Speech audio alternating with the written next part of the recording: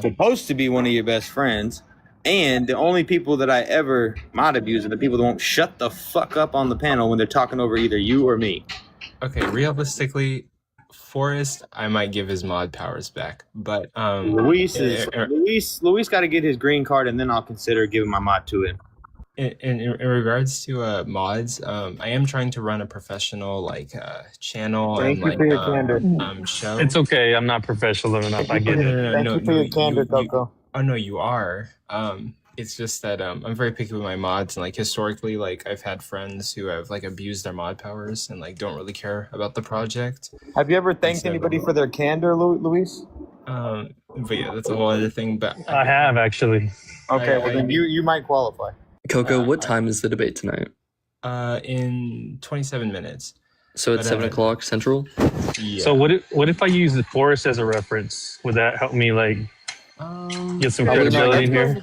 Currently, that's going Maybe. to decrease your chances of getting the mod because I don't even have one. But Oh, never mind. It's all good. Coco home me, bro. Oh no, I'm probably gonna give it back to Forrest. But Yeah, also, probably, maybe, sort of. Coulda, woulda, shoulda. But also Forrest, like we're trying to run a professional show. So if I give you back your mod powers, keep that in the consideration. Yeah. So Forrest, he's saying don't get out of hand, my friend. Don't go overboard. We're trying to run a professional show, and we can't run off all the Christians because it's a debate panel, and we kind of need opposition. So You just ran him off, so Lewis, yeah. while we're waiting for But no, if you're down, well, I don't know what the future holds. Like, your game has already taken off, and if you want to do a brand deal with me, I'd be open-minded. And then I don't know, like, you could play his game on stream. I mean, I have. yeah, he has. Free publicity. Well, here's the thing, right? We just released our comics, our toys, so yeah, we could do something together. Oh, and I'm waiting to get approved on TikTok Shop, by the way, for affiliates as well. How much to get a signed comic book? Yeah. I was gonna say, sell stuff on TikTok Shop, and I'm already doing like TikTok Shop ads anyway. That's our next big move. So we're actually gonna start doing blind bags. So we're doing like a limited 5,000 run blind bags with the comics with like tiered rarities, right? That's really huge in the collectible world right now. So like, I think in one day we did like 10 grand on the comics and the toys. So it's starting to really grow into like the next indie collectible universe. So yeah, so once we catch the momentum, and we get that TikTok Shop verified, then you can start selling on here with your link. So I'll let you know when that's coming. They kind of paused it because they wanted us to like prove the address to the corporation, but they're giving us a hard time. But it's going to be a very generous cut, so that we're not trying to make money up front yet. It's more so like getting the fan base growing, right? So that way, once it's to a certain place, it's like, we're selling 5, 10, 15, 20, 30,000 comics at a time. But yeah, we can do something. Is this going to be streamed on YouTube right now? It is currently streaming on YouTube right now. Because I'm not going to be able to catch the debate live. Something came up, unfortunately. So, Yeah. Will it be available for me to watch later tonight, or will I have to wait a couple days like usual? It will be available to watch tonight. It's currently streaming to YouTube, I think. So it'll be on YouTube, and then I'm also gonna edit it and like make it better. So there'll be a YouTube version or a live version. What are you talking about, Vanilla? Shut up. What are you? You're back from who? You are live on YouTube. Basically, like when you go to my YouTube and there's going to be a live tab, go there and you're going to see Coco Mania 8 and you can watch it live recording. And then I'm also going to post like my edit with like the intro and the outro and stuff. Okay. But the actual raw footage before you edit it is going to be available tonight, right? Yeah. Gotcha. Okay, cool. I'm pretty Coco, sure what time is it? 7 Central. Yep. And they have the format. We're not gonna have judges. I guess I might have no vote or audience vote. But yeah. Got This Engineer didn't really care for judges or an audience vote. And cool. Do you specifically want judges or an audience vote? I don't think you care about it either.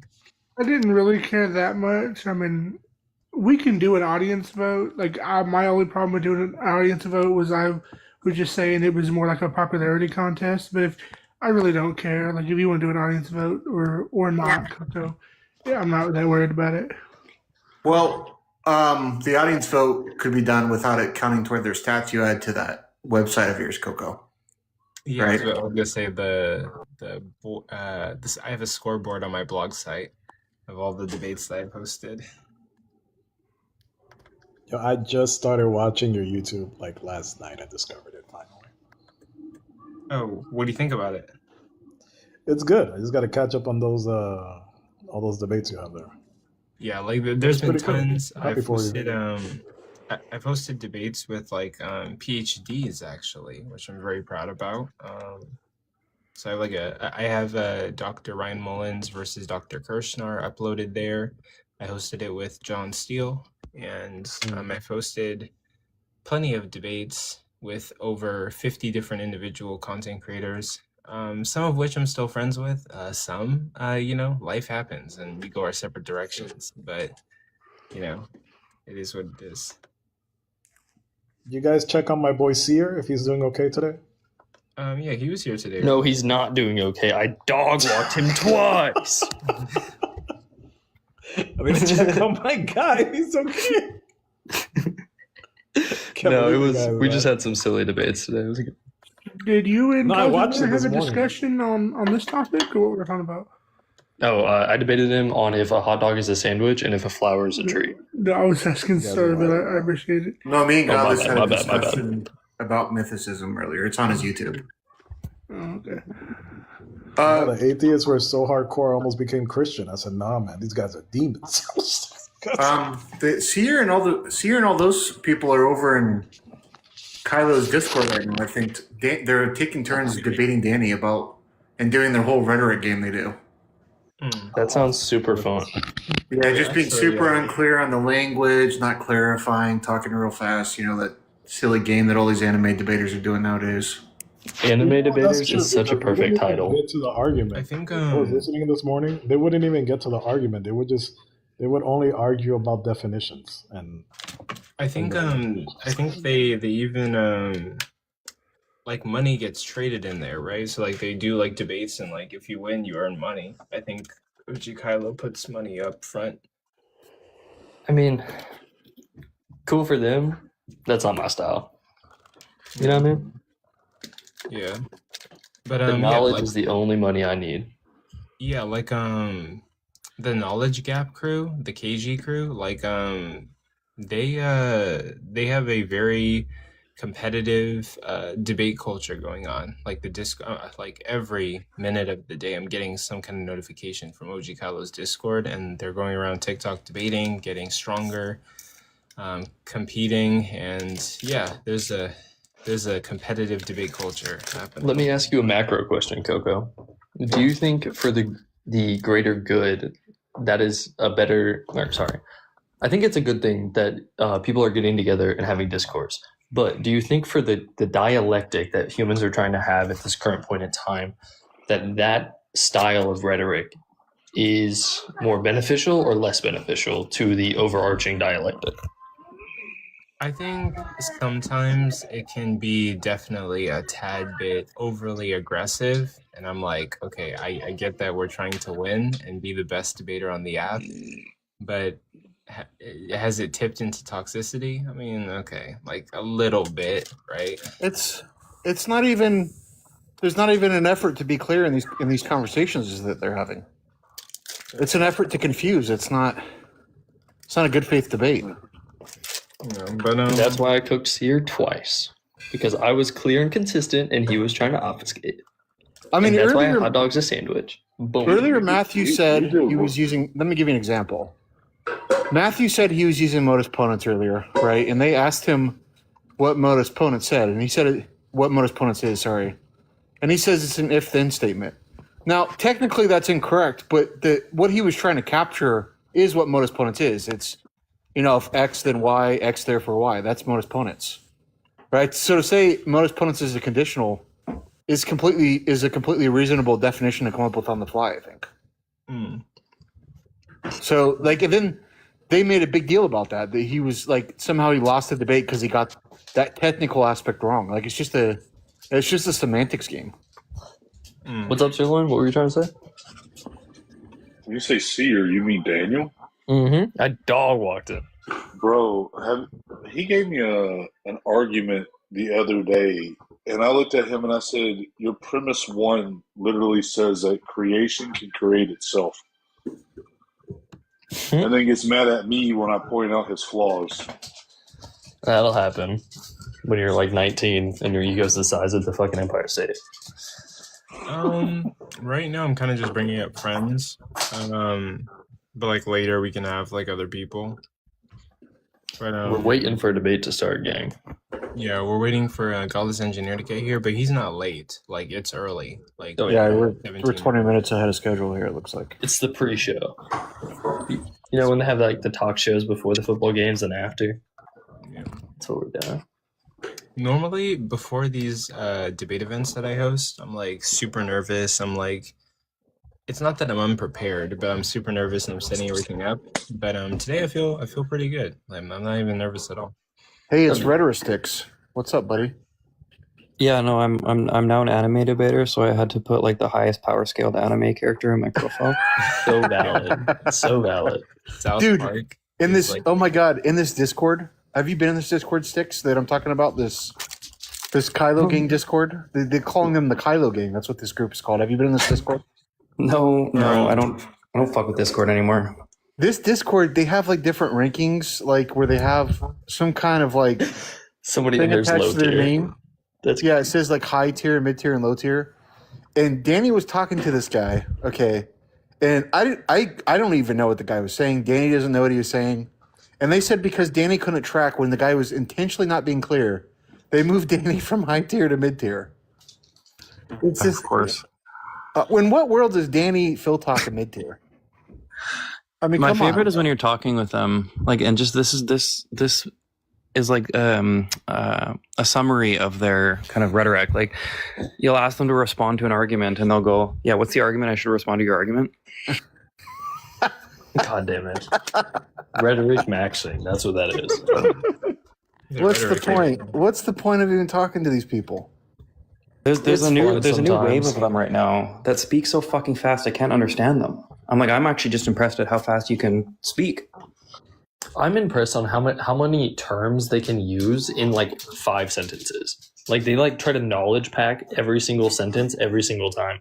And what's You know, crazy is they use it ironically- incorrectly. Exactly. Ironically, Deathless is the best of this kind of rhetoric, and they're not even trying to mimic Deathless. Oh, But they're- bro, I hate Deathless, bro. I hate that man. I don't even know who he is. So he must not be Yes, up you there. do. Yes, you do. Have I talked to him? Oh, you know who Yes, Deathless is. you- Come on. You've talked to him on my live a few times. He's that dude that basically just over talks everybody and like goes that way. Yeah, He's an idiot. That's like every other Christian I interact with. So I just No, that's another day for no, me. no. You'll know. If I see him, I'll let you know. I think he's a goat. So I just don't think you guys know how it feels to lose. Sticks. I've heard some good things about you though. You haven't. It's a lie. It's a lie. I'm actually unaffiliated with the other sticks on this app. But I'm Cartman. But if you guys could, There's too many there's- people to there's- say, man. Oh, but really quick, if you guys could, there's 32 people in the live. If you could just please tap your screens like the live, share with anybody who you think might be interested. In 13 minutes, we're going to start a debate event called Coco Mania 8. It's a debate event where I host debates by myself, hosting individual content creators on this app debating against each other. It's going to be Godless Engineer versus Cole on is full preterism biblical? So if you're interested in that, share with anybody you think might be interested. Tap the screen. It helps to get more people in here, and I appreciate you guys being here. Now, continue. If you're on TikTok, don't forget to send in your heart me's if you haven't already. Make sure we're filling up the GGs so we can get some more people in here to watch this good ass debate that's about to go down. Don't forget, if you don't have any friends, you can always share the live and click the link, and it counts as a share. So don't forget. And Cole, what side are you taking? I'm the affirmative. Am I low tier if I ask what preterism is? Yeah, probably. Yeah. Okay, Yeah, sounds good. you're the bottom of the low tier. I know, and Daniel got walked by the lowest tier debater on this app. Okay, sorry. so- What is preter? No, me. What is preterism? Sorry. It's basically the idea that everything in the Bible, including Revelation, has already happened. Whoa. I think Jesus already returned. The resurrection, the same little season, all that stuff. Okay. Cool. I'm excited to hear where this goes, though. And then, godless engineers arguing against it. But yeah, Are they both Christians, or is one non-Christian? godless engineer is a famous atheist that is on this app that hosts lives. That makes sense. If his name is Godless. He also has a lot of subscribers on YouTube. You got judges tonight, Cole, or? No, we didn't do any judges tonight. We'll probably just do audience vote. I think I'll just leave it up to the audience. Gladiator style. Yeah. Who shall win? Like you guys tell me. Is it this champion or is he your champion? Are you not entertained, Coco? Are you not entertained? Yeah, we need like a bracket where we like set up like Trinitarians, Unitarians, Philbros, like low tier atheists. Who else would go in there? And we like bracket it. Everyone selects their champion, and like we just bracket it out. Ooh. Me and Jewel are at Preterists. the bottom of our tiers, so it's okay. Yeah, I'll be the what you're saying underdog in my is bracket. What you're saying is we need another tier list. No, we don't need a tier No. list. We need a bracket. You're banned from making, and we need a tier list of tier lists, and your tier list is at the bottom of the tier list. Coco's an F. We put him in the F tier for the tier list makers. I'll actually have you guys know that I extorted Coco to put me in S tier. Did If you? that can happen, do it. Wait, I'm confused. Wait, actually, I could find a website that does like brackets, and probably is the same thing as the tier list. You can like upload images and do brackets. I could find something like that. Do it for a I'm live gonna stream. actually make a tier list, and you guys can actually just pay to get to a higher tier. So Someone sends like triple galaxies, and you're like, well, this person is S tier. He's like dog walking everybody on the app. J-Rob just sends a bunch of money and gets us tier. Yeah. That's how I mean, it goes. you could probably make a lot of money. Dude, if you did brackets though, that might be a weekend thing. Like you might like run a tourney. Oh, I mean, sure, yeah, like we could do that. I'm always like innovating, trying to. I'd be like, down to make help you better set that product. up too. Oh yeah, for sure. Like, I think the key to succeeding on social media is posting a lot, going live a lot, and then just innovating and trying to be keep it fresh. Look at Daniel down in the comments saying, "Why y'all yapping? How did you lose an argument about a fucking hot dog, bro?" I'm gonna stay silent. I'm gonna grab some water. I'm gonna take you guys with me. Let me go. Let's go get some W water. hydration. Hydrate or dihydrate, as they say. Yeah, but my kidneys are filled with soda. Not gonna lie. It's soda and sodium. You fucking ramen demon. Ramen demon. you guys ever just get like actually fucked up and come on TikTok and debate? I did that a couple weeks ago. I was like at a bar, and like I went out just like to get some air, and I just like opened up TikTok, and like I was like shit faced, and like decided to just like join some random live and debate. I don't think I even knew what I was saying, but I think that's what we should do. We should do like a drunken TikTok debate night where everyone gets fucked up, and then whoever can like survive. What's up, Seer? Oh, what's up, guy? Hey, I figured since everyone's doing like anime debate profiles, I figured I'd have the highest power scaled anime debater profile pick. I'm actually on my alt account, and I was just like, what am I gonna put as my profile picture? And I just like flipped a coin. I'm like, what's the anime I'm watching right now? Vinland Saga. And that's what it's gonna be.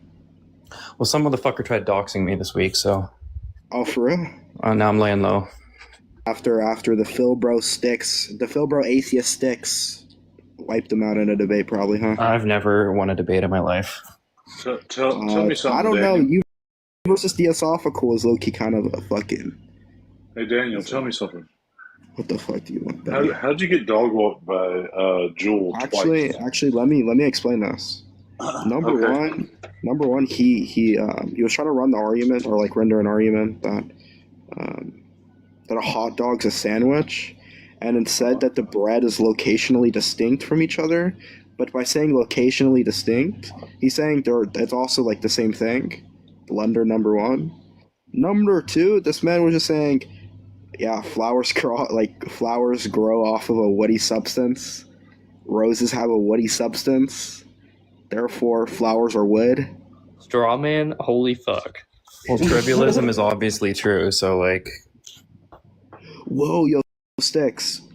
I have after I like give my argument and my formal debate against Matthew, I actually want you to rate my argument because it's for Wait, like Matthew, like bearded Matthew? I don't know. Matthew with the dog profile picture. Oh, you're debating him? Yeah. When? Yeah. I'm not sure. Day hasn't been made yet, but we're. Do you know the prop? Debating. Yeah, the affirmative and the negation of God's existence. Oh, fun. Yeah, no, I mean, I'll definitely tune in. That's where you go. Please run trivialism, though. That would be so goated. Bro. Oh, excuse me. I'm not running trivialism. So you said, Joel, that Daniel strawmanning you on your sandwich and flour.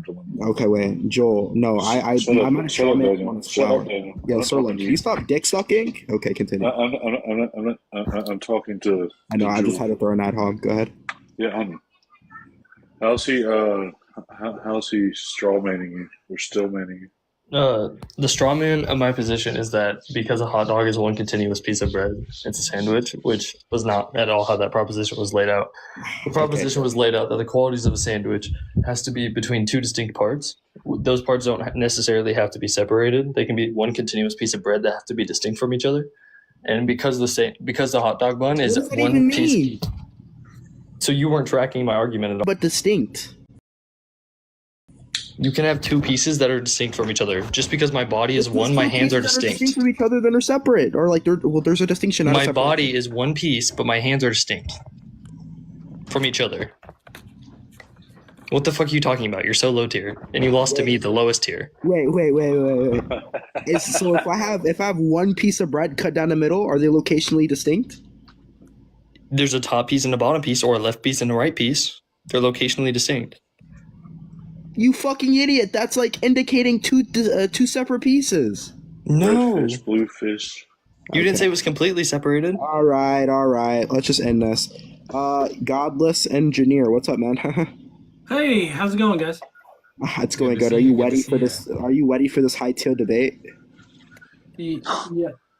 Are you gonna start talking about hidden esoteric knowledge? What? Nothing. No. Okay. No, okay. we got 5 minutes till the debate starts. Who's taking the affirmative and who's taking the negation? I'm taking the affirmative. Yep. Oh my Godless goodness. is taking the negation. Yep. Godless is gonna win this debate. Wait, who wants to roll polls, bro? I got 43 cents on Godless. If you only got 43 cents, brother, that's a problem. Everybody get on Kalshi. Kalshi, the fucking Coco debate. I bet we could run odds on that, actually. So right now, if you go to sports bets, I don't think we're allowed to do that on TikTok. oh shit, Yo, It's all good. We love TikTok Shop. we love TikTok shop. whoever wins, I'm gonna gift them all 43 of my cents. 43 roses. Imagine that. 43 roses. A whole If you win. 43 roses. A whole 43. Like all That's big money. It's big money, I'm telling you. If you guys are wondering on what the format tonight's going to be, it's going to be 7-minute openers, and then there's going to be like 32 minutes of like open dialogue for both of them to like establish their position or delegitimize the opponent's position, and then there's going to be 5-minute closers. Is that like a they can talk to each other and also like talk separately for the 32? Yeah. Wait, I actually have a question. Can somebody define preterism? Yeah. It's giving the idea that like everything in the Bible, including is- Revelation, has already happened. This is why you're so low tier, Daniel. Like, damn, bro. Yes, Erlen. I'm sorry that I'm not gooning to your Gnostic trivialism. How about you tell me, is Paul a fish? Okay, so we're just gonna move on from that. What do you mean? What do you mean by Paul the fish? I mean, I do have a fish named Paul. Look at this Gnostic doing Gnostic things. Shut up. I'm not gonna feed you pearls, swine. Moving on. Oink, oink. That's anti-Semitic, and you know it. Actually, no, it's not That's anti-Semitic. actually I'm calling him extremely Egyptian. I'm calling him Egyptian. Come on. But yeah. But yeah, if you guys can tap the screens like the live, let's see if we can get to like 10K before 7. In fact, I'm not What? even. 7. No, we have. I forgot that we actually have Paul in the chat. Paul. I'm gonna ask him comments in the chat. Paul. Yeah, I see Paul. But yeah, no, it's gonna be a good debate. I just woke up from a nap. I don't have coffee or like soda. I'm drinking water. I might be a little bit laid back, or maybe I'm just old. But that's it. Everybody like the live. Get ready for this intense intellectual interlocutor that's gonna occur on the controversial compass. Hell yeah. We have our contenders, Godless Engineer and Cole Triple H. Obviously, off of the topic, is full preterism biblical? We're finna find out through this absolute argumentation.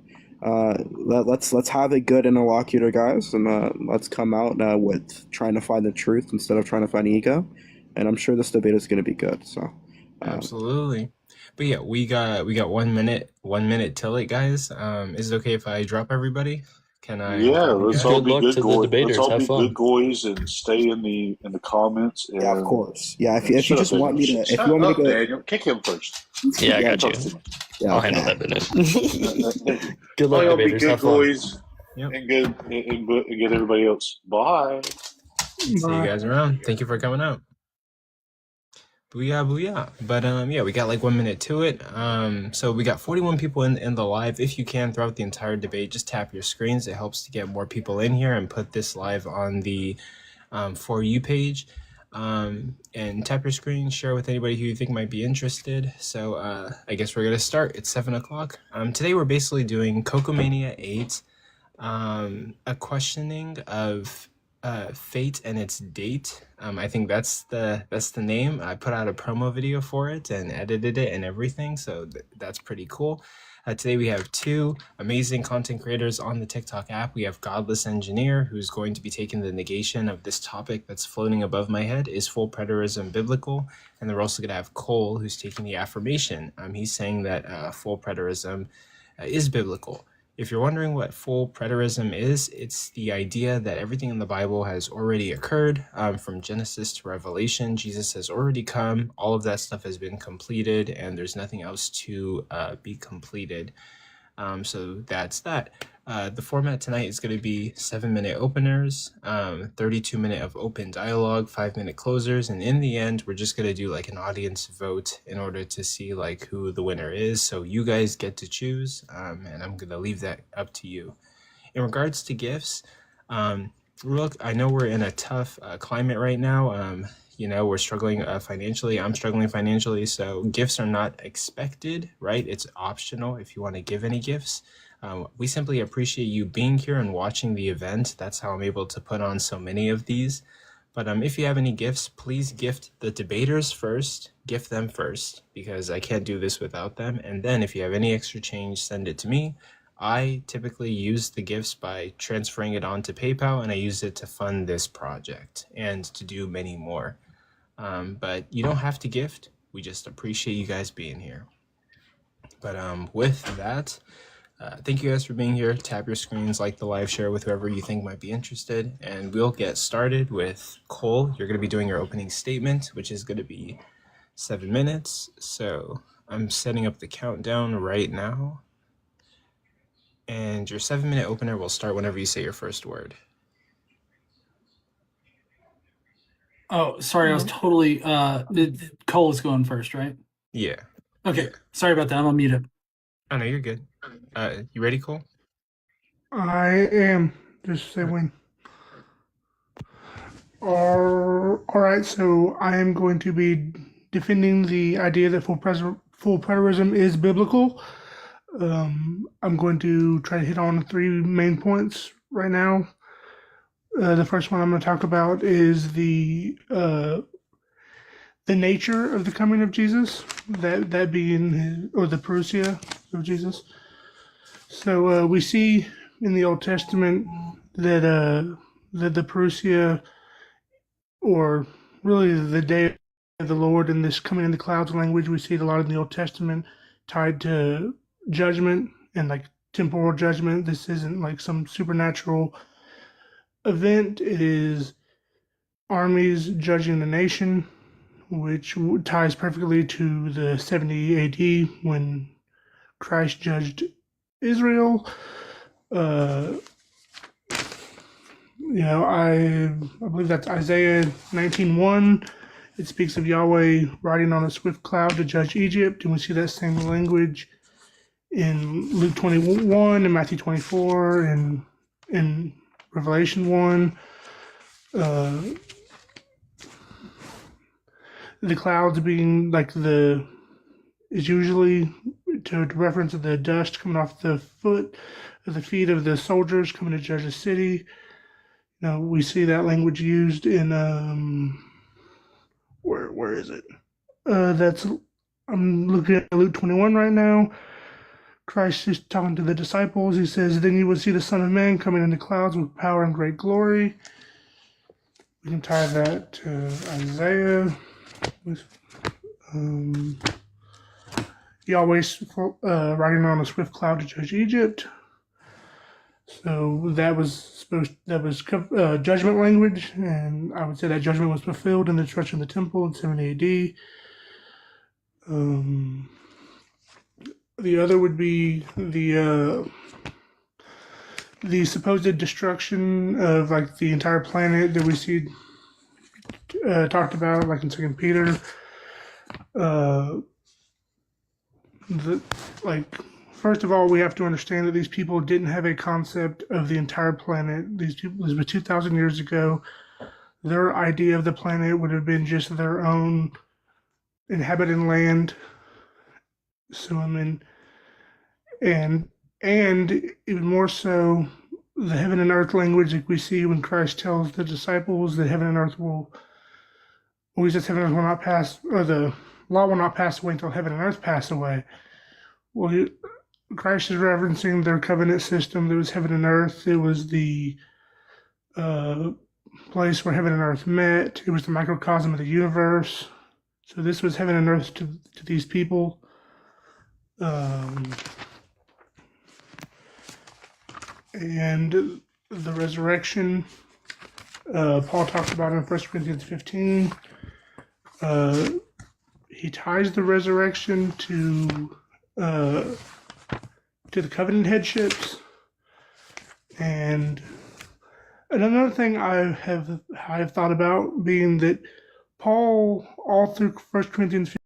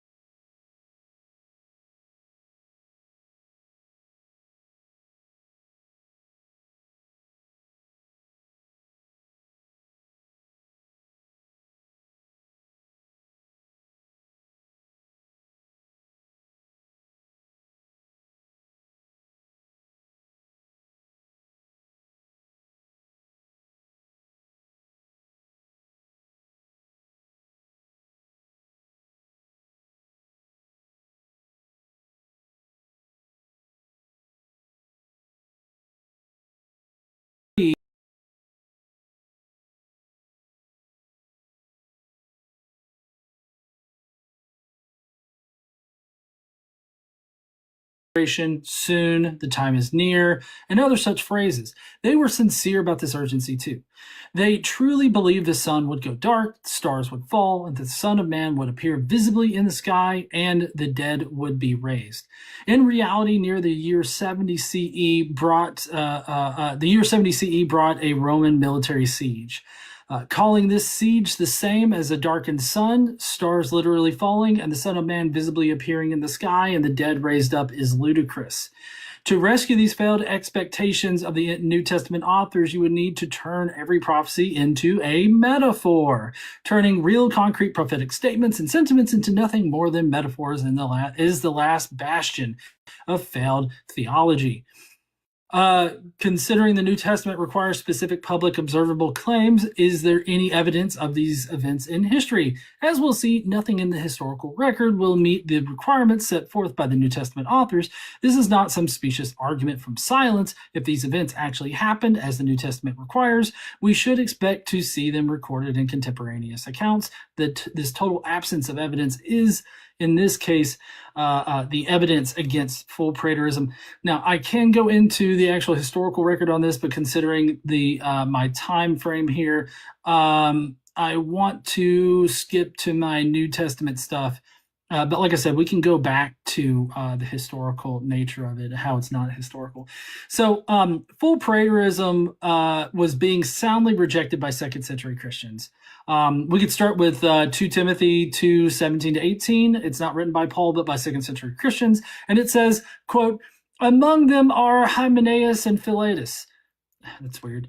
Who have swerved from the truth, saying resurrection has already occurred. They are upsetting the faith of some.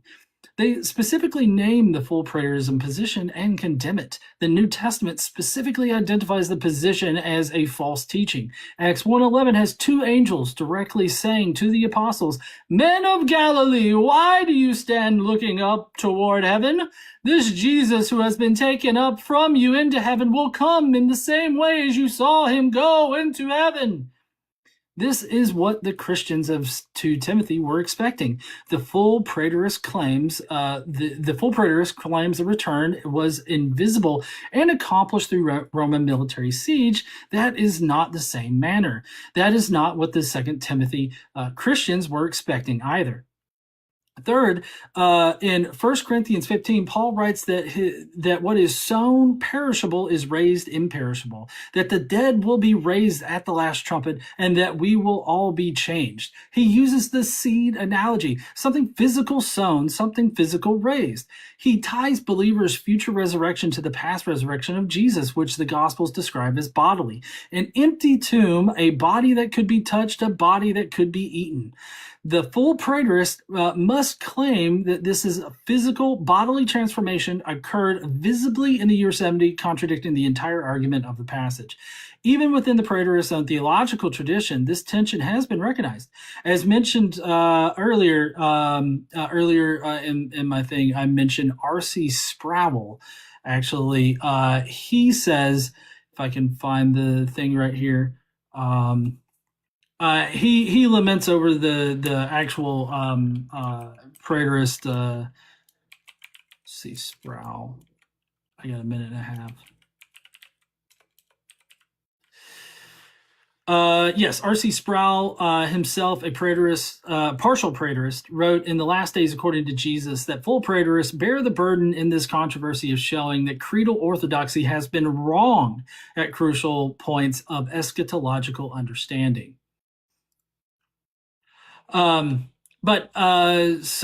Getting back to this, as mentioned earlier, R.C. Sproul states that preterists bear the burden of proving the creedal orthodoxy has been wrong in eschatological understanding.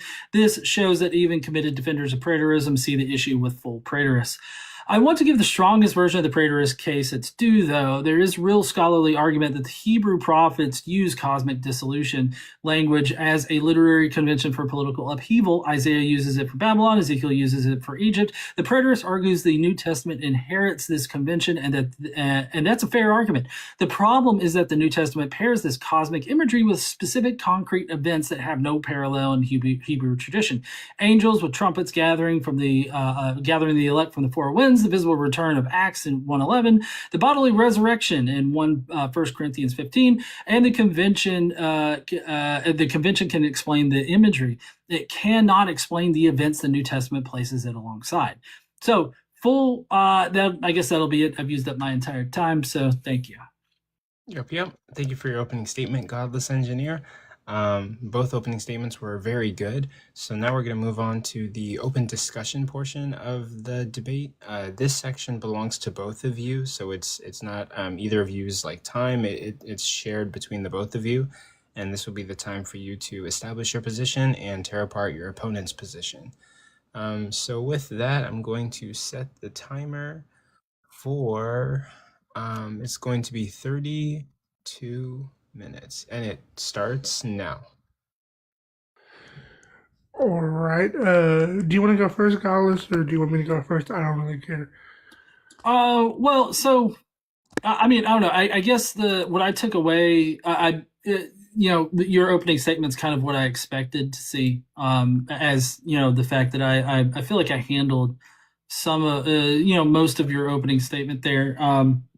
I was taking plenty of notes over here, but I mean, honestly, the ad hoc reinterpretation of these prophecies into metaphor, or trying to tie them to the Old Testament seems a bit unjustified to me. So I'm just wondering if you can, maybe further explain why they're not unjustified, and how you reconcile those specific New Testament claims with the Old Testament.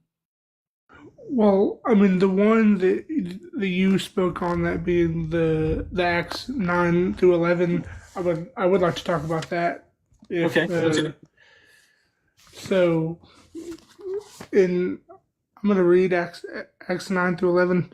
So now, when he had spoken these things, while they watched, he was taken up, and a cloud received him out of their sight. While they looked steadfastly towards heaven, as he went up, behold, 2 men stood by them in white apparel, who also said, Men of Galilee, why do you stand gazing into heaven? This same Jesus who was taken up into heaven will come in like manner as you saw him go into heaven. Right. Okay, so how did they see him enter heaven? He levitated from the ground up to heaven, and so they're expecting him to come back down from heaven. Yes, but okay. So, do you think when in this heaven, are they using that to refer to the sky or some metaphysical place? Oh, it was definitely the sky. See, in early Christian and Jewish Christian, which is what that would be in right there. Early Jewish Christian cosmology, they believed in the firmament over the earth. They believed in a geocentric earth. They did believe in a spherical earth, however. They had long shed the flat earth kind of ideas, but they still believed in a very physical firmament of the earth, and the divine realm, or the divine part of the cosmos, was definitely in the sublunar heavens, right? So that's why Jesus is figured as going up into the clouds, because that's where the gods were, right? That's where other divine beings were. And we've actually got evidence of this in Paul's writings. I believe it's maybe 2 Corinthians. He talks about being called up by God to the third heaven, where paradise was, right? So it was a very physical place that he was called up to, and it's a very physical place that the paradise existed in. So even we've even got evidence of Paul, which predates Acts by a lot, of believing in these things. So yeah, he was ascending up into the heavens on the clouds, and he was going to be returning from the heavens, in the same manner. So, but what I'm asking is, when it says heaven, it is talking about the place where the gods dwell. Right. Okay, and he enters that in a cloud out of their sight. Right. So, and that would be what the same manner would be referencing, he would come in a cloud out of their sight. Right. He would come on a cloud from the firmament. Yes, but we know that this coming in the clouds language is references in the Old Testament this like temporal judgment on a nation or a city. So, and out of their sight, if he's gonna return in a cloud out of their sight, that would be saying he's going to return in judgment, coming in the clouds. The same language that they used in the Old Testament. Yeah, but this is not tied to the Old Testament. You would need to linguistically show that this was something that's being referred to in the Old Testament. And I would think that you would need to connect it to the Septuagint version, considering Luke Acts was probably using that alongside the other Gospels, right? So, I mean, you would need to show linguistic dependency on it as opposed to that. But there's also my critique in my opening there that does grant you the fact that that kind of imagery was used in the Old Testament. But while it can explain the imagery that's used, and maybe that is a connection, what it can explain is the fact that it was definitely that the early Jewish Christians and Christians were definitely expecting a very visible return, right? It was definitely expecting a visible return of Jesus. Yeah, but I mean, Acts 1:9-11 isn't saying that though. Yeah, I mean the Greek words that are used there in order to describe all that is definitely communicating that they are expecting the same manner, right? It's supposed to come in the same manner. Yeah, and that manner would be in a cloud out of their sight. Right, but like a cloud in the sky, not like a cloud on the heels of Roman boots. Like that's a stretch. Like that's eisegesis. Do you know the difference between exegesis and eisegesis? Well, no, I do understand the difference, but Okay. what I'm saying is the author and the audience of Acts would have read the Old Testament. You don't think the audience of Acts would have read the Old Testament?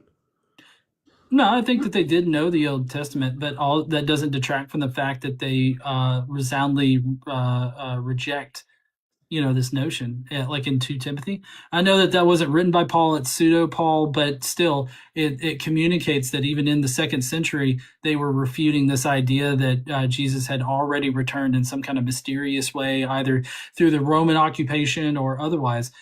So, I mean, even by the 2nd century, which is outside of your 70 CE timeframe there, they were refuting this idea that Jesus had already returned in the second coming. Well, like in 2 Timothy, like we would both agree the author is pretending to be Paul, right? Yeah, that's what I said. So, would he be speaking as Paul? I mean, they were definitely writing in a Christian tradition, and they affixed Paul's name to it to give it some kind of like authority. But it doesn't. So I'm not trying to argue for like any kind of like Pauline dependence necessarily. What I'm just saying is that these were Christians that were writing the epistle, and they were and the things that they were writing are resoundingly refuting full preterism. Yeah, I mean, like one being that, like you said, I don't think Paul wrote Timothy, but that doesn't matter. If the author of Timothy is pretending to be Paul, he's writing in a pre-70 AD framework. No, but the fact that they were writing in the 2nd century, right? I get that they're writing in a pre-70 framework, but the fact that they are writing in the 2nd century and they're talking about this this particular heresy that's going around, they wouldn't need to write about that if it wasn't 70. So because it doesn't even work on your summary there, because there would be no need for them to talk about how the resurrection hasn't come yet, right? So, well, like I said, I would look at it as the fact that this is somebody pretending to be Paul and would be writing in the framework of the resurrection having not happened yet, because Paul was unalived before the resurrection happened. Well, I don't think that there's any kind of clear indication as to when they were supposedly writing in 2 Timothy. I could be wrong about that. I would have to do a little bit of research on the language that's used throughout 2 Timothy and everything. But I'm not sure if they really had it in mind to make it pre-70 or if they even knew when Paul was unalived. Well, I mean, yeah, I mean, like I said, I'm pretty sure the majority of scholars agree it was during the Neronian persecution, which would have been before said, because Titus was the one who attacked the temple, so that would have to be before the Roman Jewish War, and like Paul would have had to have been unalived before then, so they would have to have been writing in that framework of a pre-Roman Jewish War Paul, because Paul, as I said.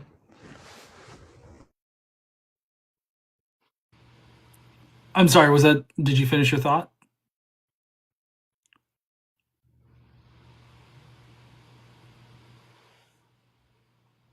I'm not sure if you finished your thought. I get that you're wanting 2 Timothy to be written in a pre-70 time frame so that negates my argument about it. But I think the fact that they made sure to include that by the 2nd century, I think that was pretty indicative of the prevalence of that particular theology and how wrong the mainstream Christians thought it was. Yeah, I mean, I do get what you're saying, but like I said, it would had to have been. Yeah, I mean, I'm just going to repeat what I just said. So I mean, I get what you're saying, that it wasn't written by Paul, but the people who were writing the text were in that it would have to have been in that framework, or they couldn't have been pretending to be Paul. Well, no, but what I'm saying is that it makes no sense for them to even put that into 2 Timothy if they weren't responding to it. It's much like how the Gospel of Matthew invents Roman soldiers at the tomb, and they are definitely, Matthew's definitely writing in a 30s time frame, but they create the Roman soldiers at the tomb so that it can respond to the idea that the body was just stolen by the apostles or the disciples, right? So they concocted the Roman soldiers at the tomb so that it would prevent anybody from stealing it, and therefore it really was an angel that came down and announced Jesus' resurrection. And everything. So, I mean, it does have, my particular position does have weight, I guess, in the wider Christian corpus, as opposed to, I feel like most of your position requires like sort of ad hoc claims that these are actually metaphorical when, for all intents and purposes, the actual Greek that's used and the sentiments that are conveyed are very physical, visible, and cosmic. Like, Yeah, I as mean, in everybody would be able to see it, like everybody of the earth. like I said, I gave my answer to that. I don't really want to. I mean, we can stay on this, but we only have 20 minutes. So if you want to ask me a question, I mean that's fine. Well, yeah. Sorry, I did ask my question. Like, or I guess maybe I made a statement. Maybe I could form it in a question. How is your position just not a bunch of ad hoc claims in a trench coat? Well, I mean, because this is I don't see this cosmic. I do see cosmic language in the text, but it fits with the apocalyptic language that the Jews used at the time. So I mean, I don't think it is ad hoc. Well, so for the imagery, like I said in my statement, the imagery of it definitely is covered by your Hebrew Bible, sort of the Septuagint like stuff, right? But the very specific physical claims are the things that are not accounted for here, right? Because it makes several physical claims. Hold on, let me just go back up into my notes about full preterism, because it's not just Christ's visible return on the clouds, right? The Son of Man's return on the clouds. It's also a resurrection of the dead and the final judgment in the year 70. So I'm just kind of curious, in your particular view, what is the resurrection of the dead? How are you interpreting that from the existing like content? Yeah, so the resurrection of the dead, like I would sort of tie it to Ezekiel 37, that being like the resurrection of Israel or the covenant into the new covenant. These people were dead under the law and were raised into the new covenant where there's no more sin and no more spiritual death. Well, yeah, but see, the text is talking about a literal resurrection of the dead, much like in Matthew, where the dead walk out of the tomb, right? This is a physical resurrection. It should be visible to like everybody, but I didn't get into my actual historical stuff. But like Josephus records nothing that comports with this view of the New Testament. Tacitus, he records similar things that Josephus does, and he doesn't report anything remotely even close to what the New Testament expects. And then Cassius Dio also specifically accounts for the siege and focuses on military events and portents tied to Vespasian's accession, but he doesn't record anything either. Which I know that you're saying that all of this is kind of done on the down low, but again, that just kind of seems like an ad hoc rescue attempt for the claims of the New Testament. Well, I would say you and I would agree that the word parousia is tied to like the coming of a king. Correct? It's like a presence or like a dignitary. Would we agree on that? Sorry, can you repeat that? So the parousia, that word in Greek, is usually used for like the coming of like a Caesar or just some sort of dignitary. The coming of them. It's like an idiom for that. Right. Would we agree with that on that? I agree that it's meant for a very physical coming of somebody. Giggity. Giggity. So Christ says multiple times in the Gospels that his kingdom is not of this world. You won't be able to see it here. You won't.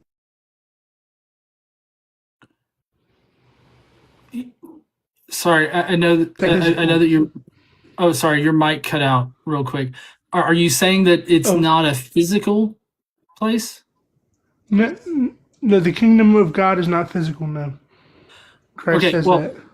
So, like I said before, Paul in his official epistles, authentic epistles, definitely regards the sublunar heavens to be like a real physical place that you can go to that is inhabited by Satan and his demons and everything like that. The wider Jewish Christian theology definitely has. And you could actually go to, I believe it's Joel Baden for the cosmology of early Christians and of the Jews. But it definitely had a physical layer of heaven. And it only as you do you agree that there are multiple levels of heaven? I mean, I would say that is a position that the biblical authors held, yes. Okay, so as you go up higher in the levels of heaven, it becomes more and more incorporeal, more divine. The lower parts of heaven, the sublunar parts of heaven, were physical places that were inhabited by divine entities. Mostly, it's going to be like Satan and his demons that are inhabiting that layer of the heavens. But this is all in the context of early Jewish Christian literature. You've got the apocalypse of Moses, No, it's not the apocalypse of Moses. It's the apocalypse of Abraham or something. I don't know. Anyways, there's an early first century Christian work that actually has the very physical place up there. You've also got the Ascension of Isaiah that in its earliest redaction also has a very physical layer to the cosmology. So it's all over the Jewish Christian corpus that we have this sort of understanding of a physical divine layer is where it starts, and it gets more corporeal as it moves up. So I'm not talking about heaven. I'm talking about the kingdom of heaven that Christ talks about that is at hand and that is near.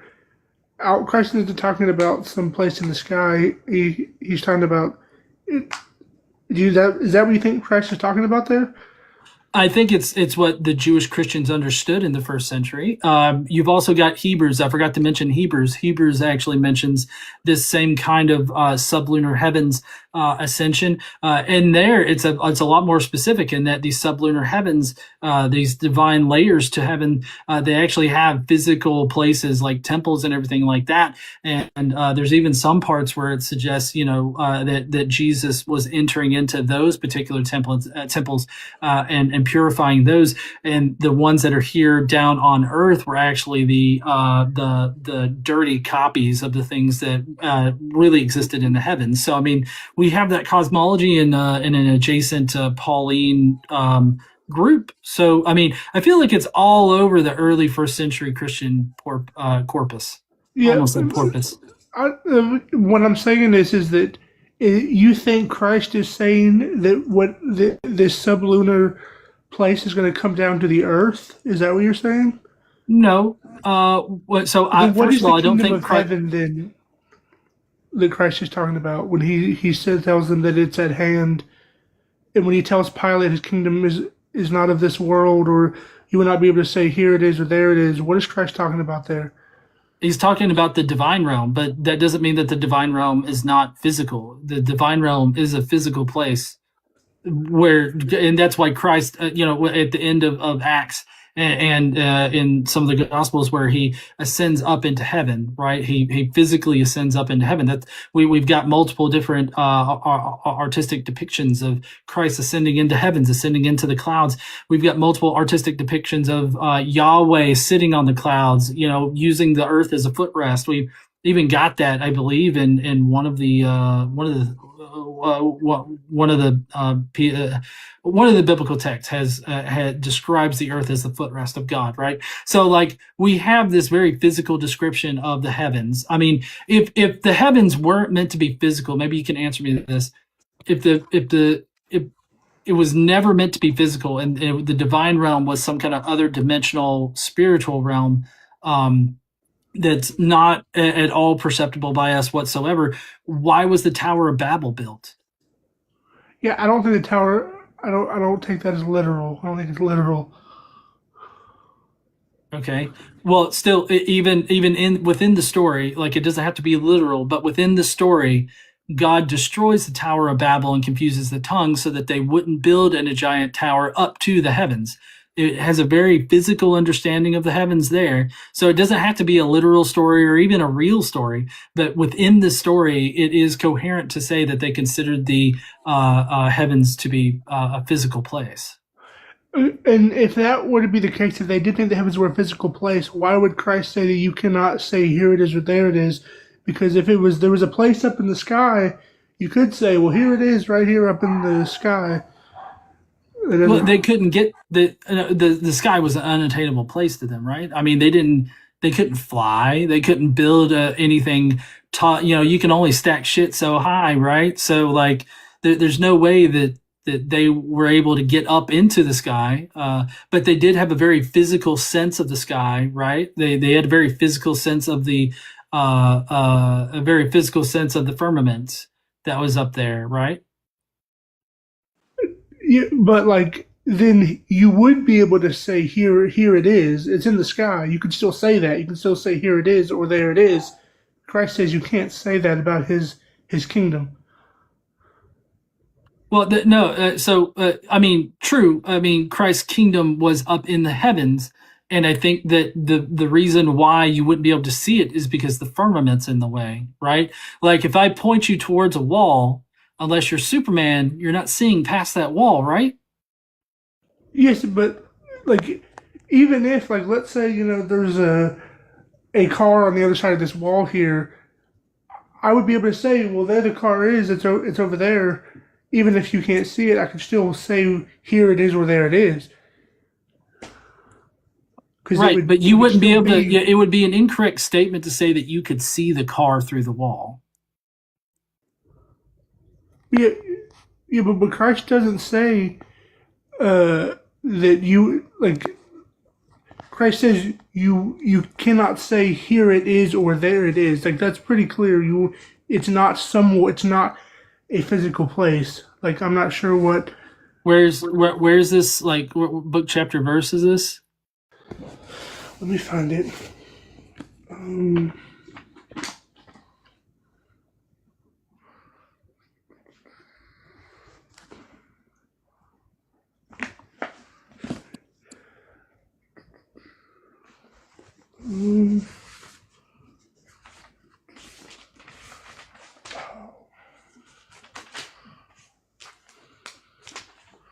Where is that verse?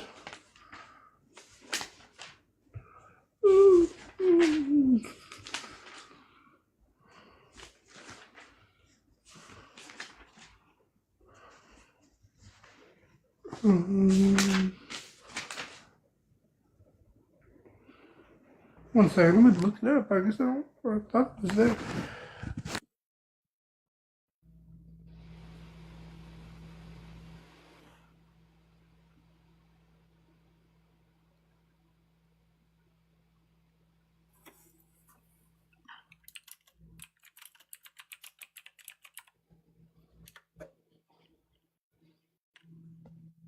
But I guess while we're waiting, thank you for the taps, guys, and hopefully everyone can tap your screens, like the live, and share it with whoever you think might be interested. Let's try to get to 20K taps. Thank you, guys. Luke 17.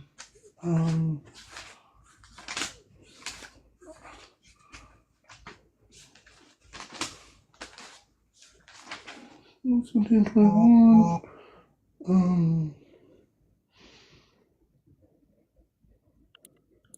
Nor will they say, "Here it is," or "There it is," for the kingdom of God is within you. Okay. So, like, not only Christ says the kingdom of God dwells within.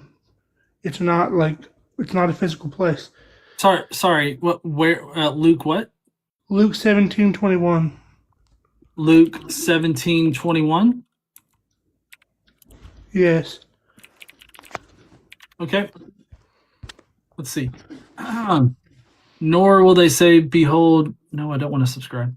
Nor will they say, "Behold, here," or "There." Behold, for the kingdom of God in the midst of you it is. Let's see. In the midst. Instos. Intos.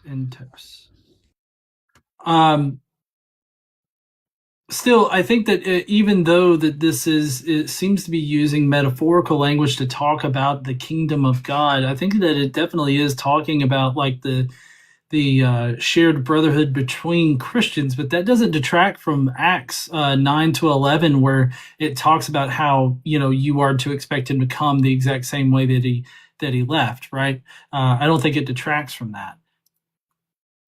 Well, I mean, as I've said before, the angels tell the disciples that he will come in like manner, and that being in a cloud out of their sight, which again ties to the judgment language, the coming in the clouds.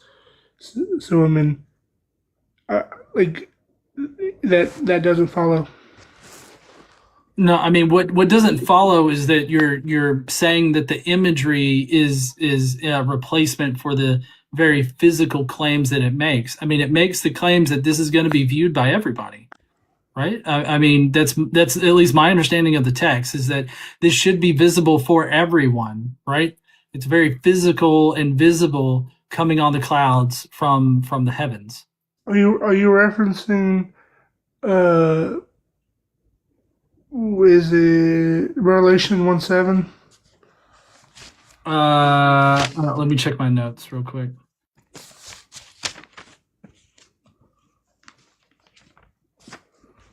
Well, let's see.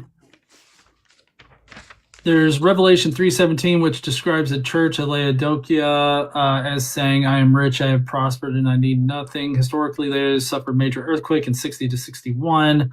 Tested by Tacitus, the city famously refused imperial aid. Let's see, that's Revelation 3:17 reference there. Let's see, that's not the one that you're looking for. Let's see. This is dumb. Let's see.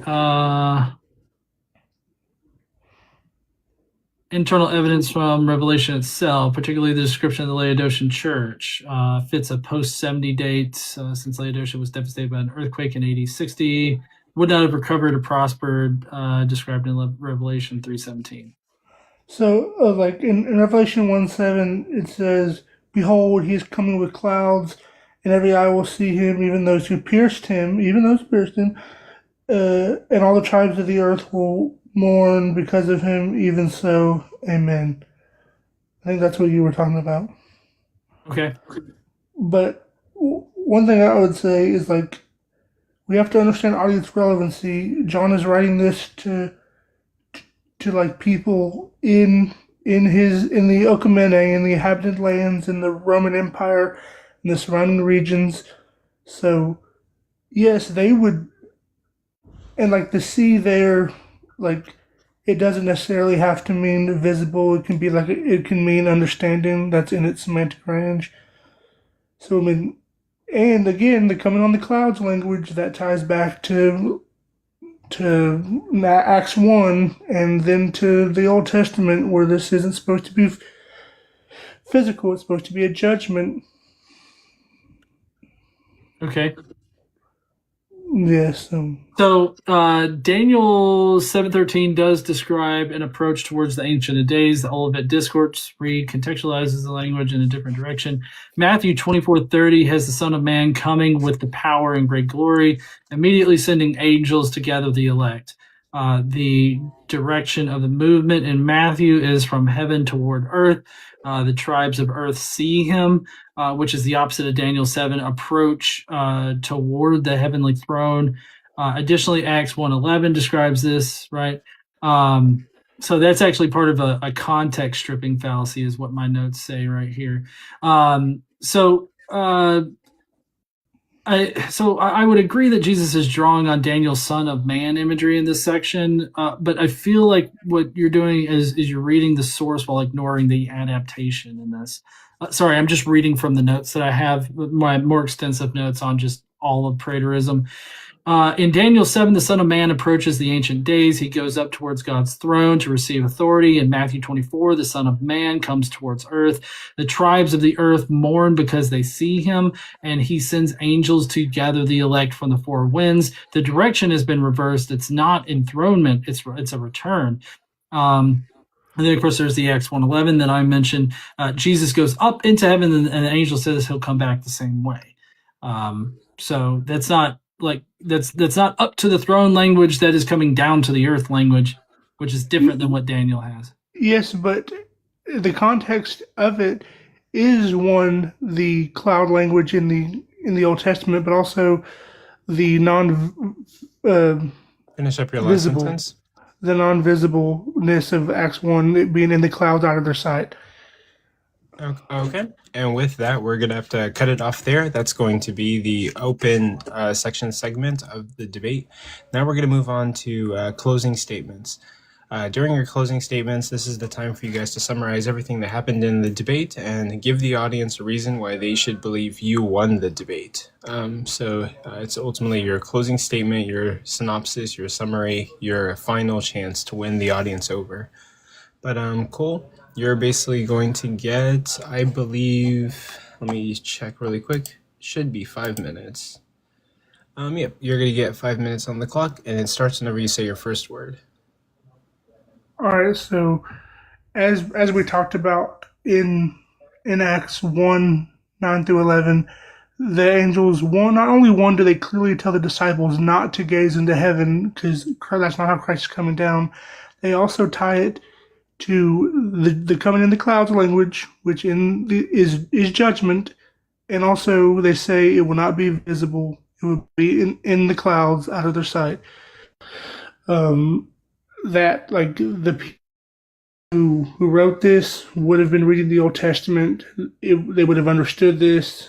They would have understood how the language is used, and on top of that, a couple of things I wanted to mention that we didn't get to, that being the language of the clouds, of the sun, moon, and stars falling. That's also in Isaiah.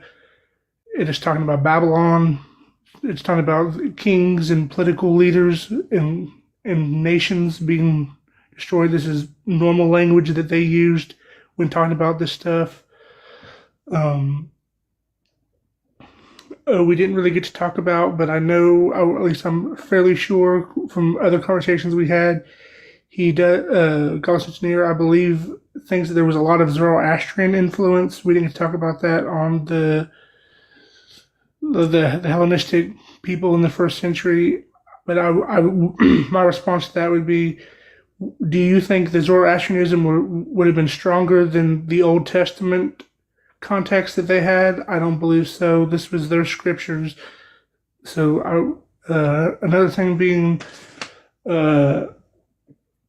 the resurrection, again, like the people, the resurrection from the dead. We know again that the word the dead, the semantic range of that word, it can mean physically dead. Christ uses it when he says that let the dead bury the dead. That Christ is clearly using that word to speak of covenantal death.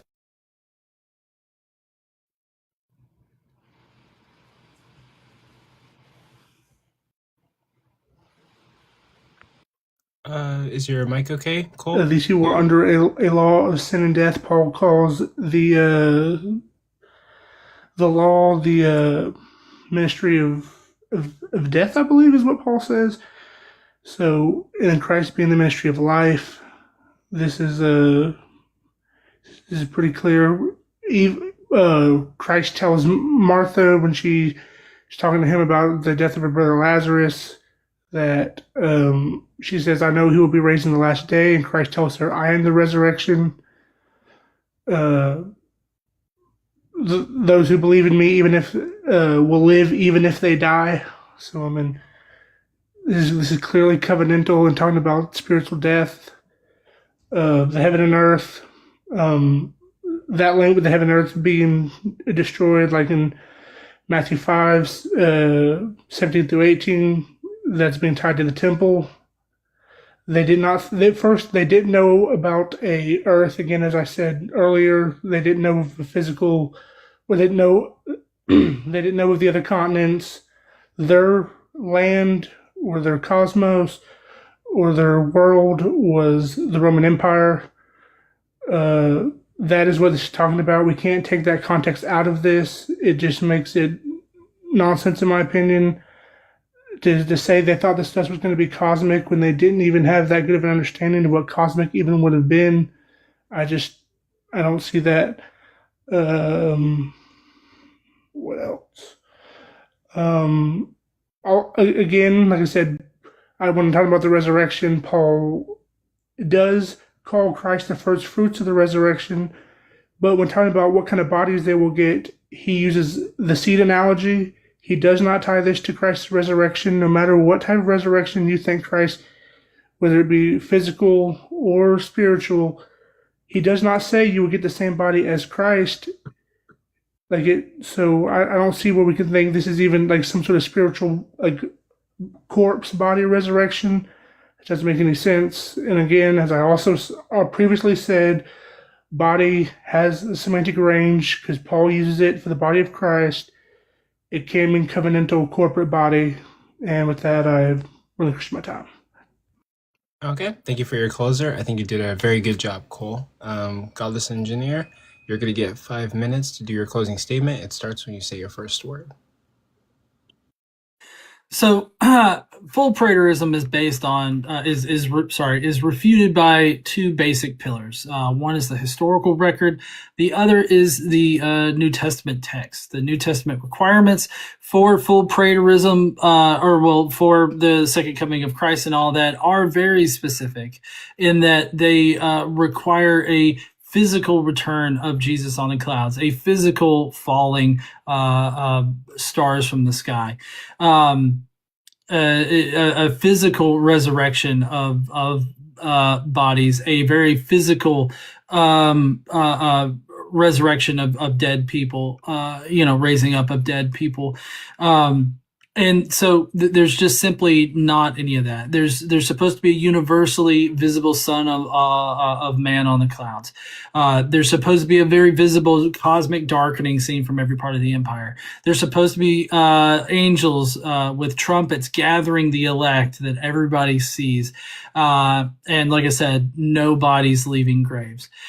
We have no historical records of any of these things actually happening. So that's why the rescue in this situation is to turn it from very concrete physical claims to metaphorical claims to spiritual dimensions. The rescue of the New Testament text has to occur in the metaphor. It has to occur because otherwise Christianity is wrong and Jesus failed to return when he said he was going to return. If he doesn't rescue it, then Paul was wrong in saying that the end is nigh and that the end will be coming soon. So the rescue attempt here is merely to preserve the theology of Christianity, to maintain that Jesus was actually the Messiah and did not give false prophecies. I think that trying to rescue this theology based on metaphor, trying to connect it to the Old Testament, is just an ad hoc rescue of the faith. I think that applying the metaphor of the Old Testament, how it describes those things, and paste it onto the claims of the New Testament is doing a real disservice here, primarily because the New Testament has concrete claims about what should be expected, as opposed to the Old Testament that does have all of this imagery to explain the things that had happened.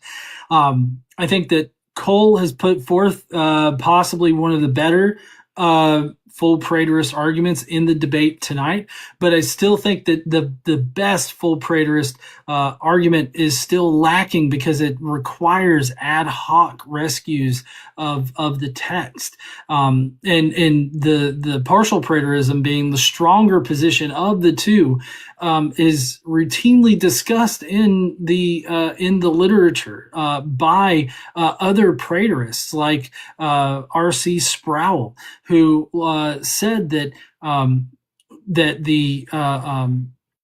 the burden of proving the creedal orthodoxy has been wrong in its eschatological understanding. He has to prove that they were wrong from the very beginning. He failed to rescue 2 Timothy by just arbitrarily, what it seems like to me, putting it prior to 70 or saying that they had the intent to write it at that time.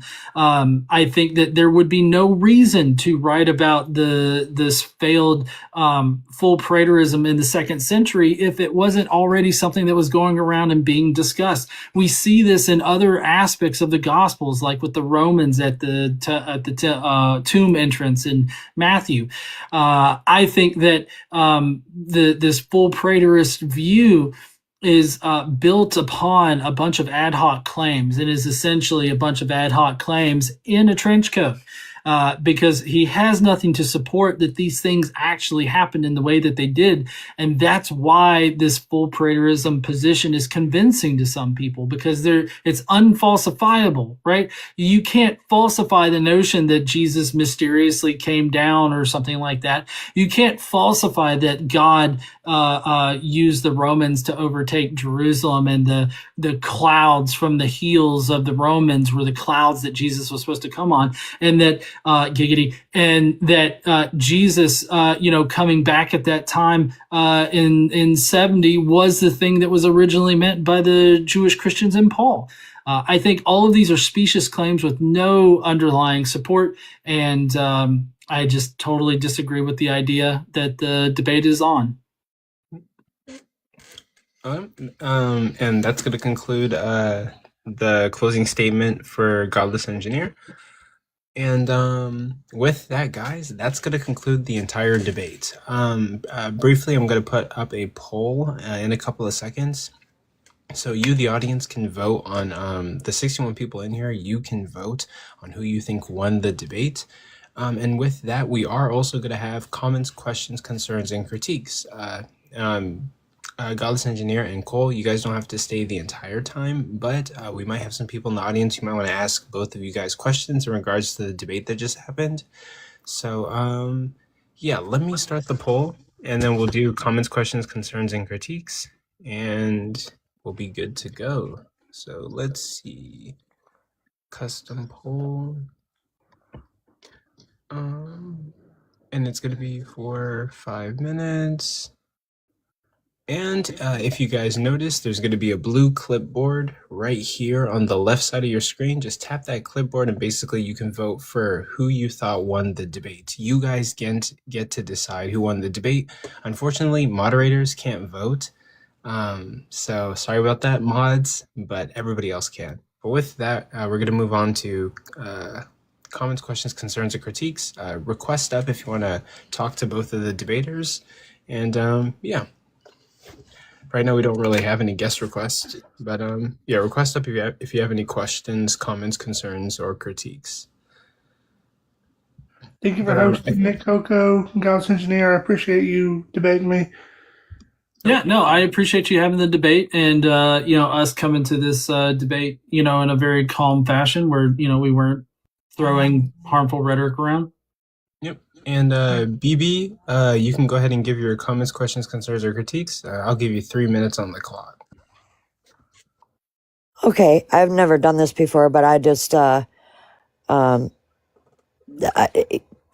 okay to talk about, because I'm a preterist, so is that okay for me to express a view or bring up scripture or I would say right now is just right now is the time for you to ask any of them questions or give comments or give critiques on the debate that just happened. Okay, so Godless, could you explain to me 1 John 2:18? 1 John 2:18? Correct. Okay. I don't know it by heart, so hold on. That's fine. Let's see. While we're waiting which version do you like to read? It doesn't really matter. Okay.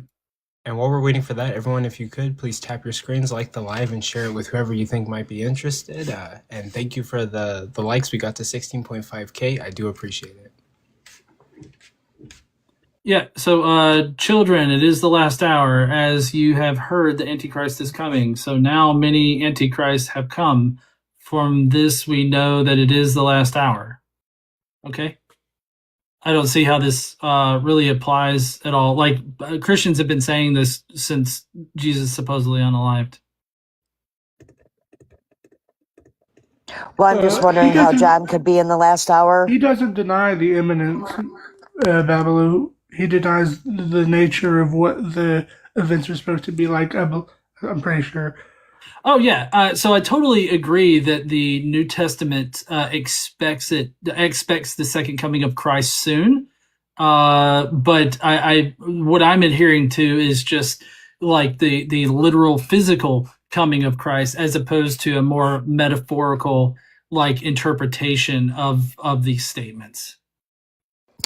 Right. I guess where my kingdom comes without observation. So you're not going to be able to observe the kingdom. How would one falsify that? I'm just curious. Falsify what? That the kingdom comes without observation? Yeah. I don't see how you could. I mean, it's pretty plain. It's gonna come without observation, which means you're not gonna see it. Yeah, well, I mean, that's the problem. It's unfalsifiable. I mean, I could say that a pink gremlin exists under my desk. Would you be able to prove me wrong? Right, but he says the kingdom is within you. You don't have a literal building that you're going to see that's going to be within your human body, right? So we know that's spiritual and not a physical kingdom. So you don't adhere to the idea that there is a heaven? And finish up your last sentence, and we do have to move on. Yeah, to not probably the same as you. But thank you for having me up. I enjoyed it. Great job, Cole. Love you. Thank you guys. Host and Godless. Thank you. Take care. Yep. You have a good one. Thanks, Babs. And then our next guest is going to be oh, hold on. Give me one sec. Hang tight real quick, EJ Watt. I thought Seer was requesting. Wait, won't it let me accept him? Okay, well, Seer, request again if you want to come up. But EJ Watt, you got 3 minutes for comments, questions, concerns, or critiques in regards to the debate that just happened. I came in late, so I don't know much. I didn't catch the debate, but so I'm guessing there's no denial about the end times, I guess, between either of y'all. Just the concept of, you know. But I got a quick question though. Would y'all agree that Matthew 8 would have to come about before the true revelation was to happen? Because like we know, there's gonna be multiple like antichrists, but like the true revelations, like Matthew 8 would have to be established, right? I'm not sure what Matthew 8 says. What is it? Can you summarize? Yeah, I can summarize. Matthew 8 is when he's talking to the centurion and Christ's sake, no, I've never met anyone in Israel as good as faith as you. And he says that the East and the West will sit at the table of Abraham, Isaac, and Jacob, and his kingdom will not be in there and national teeth. Now, we can assume that the East has not really sat at the table, right? Can we properly assume that, like, when it comes to the end times? No, Well- I believe the end times is completely fulfilled. Every part of the end times has been fulfilled by 70 AD. I mean, yeah, but okay. Now, is that when we talk about fulfilled? Do we mean like how like Hosea 4 and 2 Timothy chapter 3 is synonymous type ending, or what ending we're talking about? No, I mean I think Jesus already returned. The Antichrist was defeated. The all that, like the final judgment, the resurrection, all of it. Okay, well, okay. What about Hosea 4? Was that the changing of the end times when Christ came? What Hosea 4 was addressing? What does Hosea 4 say? Basically, it says the same thing 2 Timothy chapter 3 says, in just a different way, right? So, Could you read it? 2 Timothy chapter 3 is the signs of the end times, right? So the signs is the same concept that Hosea 4 was talking about when he had a problem with, I think the chapter was called My Personal Problem with, I can't remember what it was called, but it's something like My Problem with the People or something like that. Well, what does the verse? I could flip to it, but where in 2 Timothy are you talking about? 2 Timothy chapter 3, because like anytime dealing with the end times, it's like lovers of self, right? So Finish your last sentence. Hosea 4 and 2 Timothy chapter 3 kind of start off the same way of lovers of self. Yeah, I mean, we do have to end it there and move on to the next guest. But maybe you guys could finish up in the DMs. But thank you for coming up, EJ Watt, and we are going to move on to the next guest. With that, I think, let's see.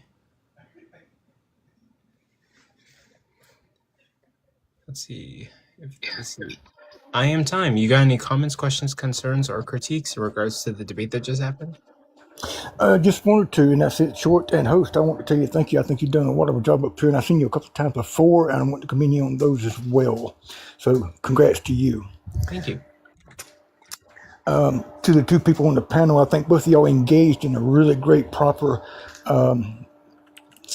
debate. I really enjoyed how you handled yourself and how you interacted with one another.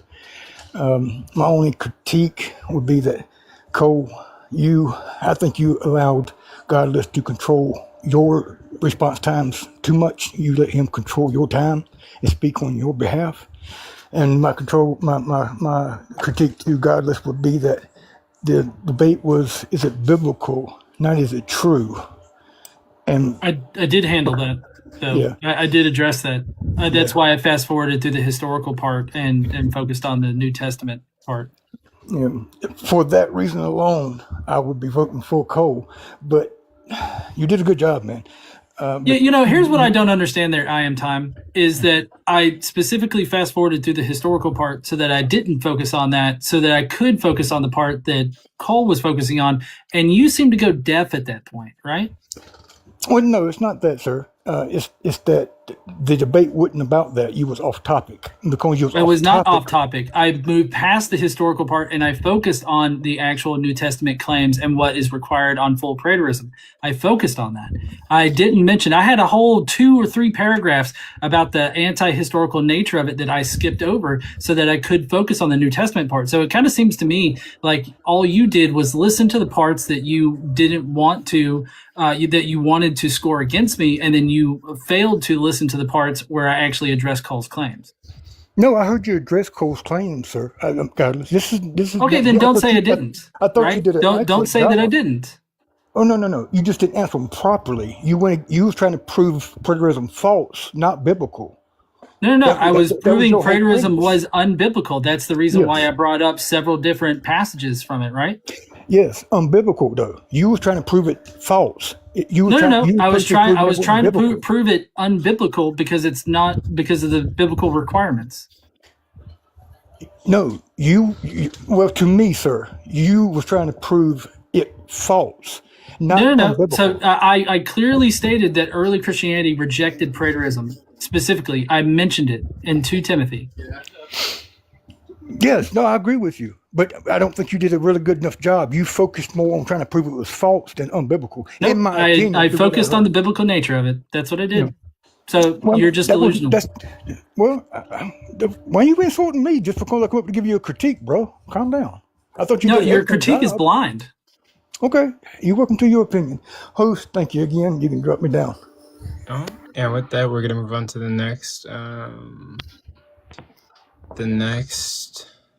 Comments, concerns, questions, or critiques. Let me see.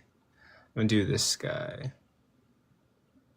Oh, okay. I guess that guy didn't work. Let me do this person. They were commenting a lot.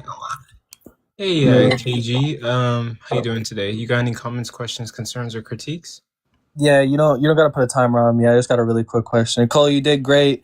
Godless Engineer, I don't think you understand it. I like your channel though. I'm an atheist too. All right, tell these fucking crying Christians to shut up in the comments though. Stop fucking preaching. All right, good job, Cole. Oh, and thank you for coming up. Oh my. Yep. Okay. And then let me see. Let me start at the top. And AEC, you got any comments, questions, concerns, or critiques in regards to the debate that just happened? Well, I just came in here and I was listening, but I thought the prompt was interesting. So I don't think I've heard enough yet. Are you only doing one panelist at a time? Right now, we just finished a formal debate, and so we're just getting like the audience comments, questions, concerns, or critiques over the debate that happened. Okay, I don't think I heard enough of it. So if you want to drop me, it's okay. Okay, but come back after, and I'll be hosting like a live or like a regular Okay, honey. panel. And then the next person, by the way, I think both people did very good. And also keep in mind that, the audience vote, it can be skewed given like how many people are in here and like people's personal biases. So typically like when we have judges, the judges vote is a little bit more accurate, but that can be flawed too. But audience vote is kind of like, it depends who votes, how they vote, and all sorts of different stuff like that. But let me see. Okay. Guess I'll do TV.